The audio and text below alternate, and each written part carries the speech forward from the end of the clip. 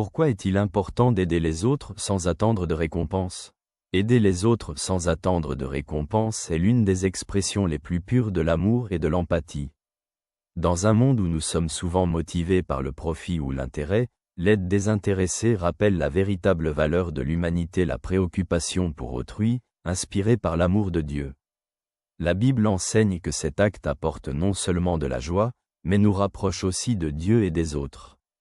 Jésus a dit, « Vous avez reçu gratuitement, donnez gratuitement » Évangile selon Matthieu, chapitre 10, verset 8. Ces mots rappellent que tout ce que nous possédons, nos talents, notre temps, nos capacités, est un don de Dieu que nous pouvons offrir aux autres. L'aide désintéressée est une réponse à l'amour de Dieu et un appel à en être le témoin dans le monde.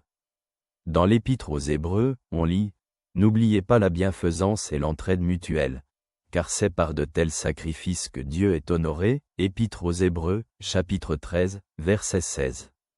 L'aide désintéressée n'apporte pas seulement du bien à ceux qui en ont besoin, mais apporte aussi de la joie à Dieu et renforce notre lien avec lui.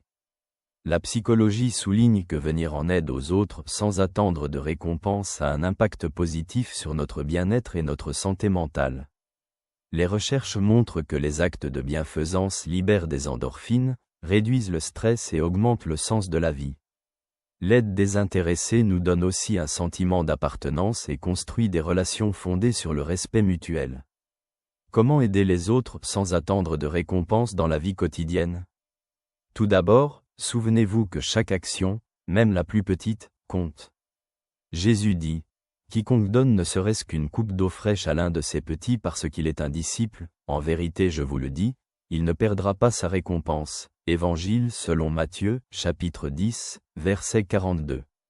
Même les petits gestes de gentillesse peuvent changer la vie de quelqu'un. Deuxièmement, aider avec amour, non par obligation. Paul écrit dans la première épître aux Corinthiens, « Quand je distribuerai tous mes biens en aumône, quand je livrerai mon corps pour être brûlé, si je n'ai pas l'amour, cela ne me sert de rien. » Première épître aux Corinthiens, chapitre 13, verset 3.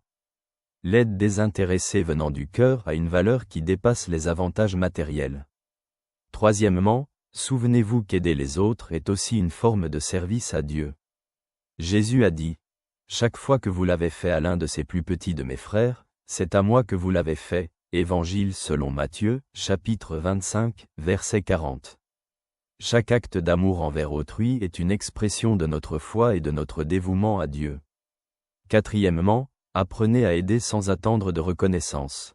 Dans l'Évangile selon Matthieu, Jésus enseigne, « Quand tu fais l'aumône, que ta main gauche ignore ce que fait ta droite, afin que ton aumône reste secrète, et ton Père, qui voit dans le secret, te le rendra. » Évangile selon Matthieu, chapitre 6, versets 3 et 4. La modestie dans l'aide permet de se concentrer sur la véritable intention, l'amour et la sollicitude.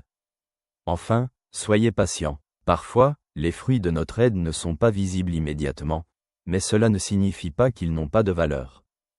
Paul écrit dans l'Épître aux Galates, « Ne nous lassons pas de faire le bien, car, au temps convenable, nous moissonnerons, si nous ne nous relâchons pas. » Épître aux Galates, chapitre 6, verset 9.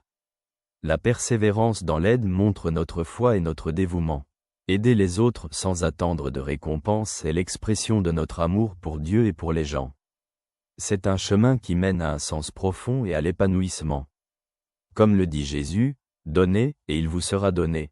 On versera dans votre sein une bonne mesure, tassée, secouée et qui déborde. » Évangile selon Luc, chapitre 6, verset 38.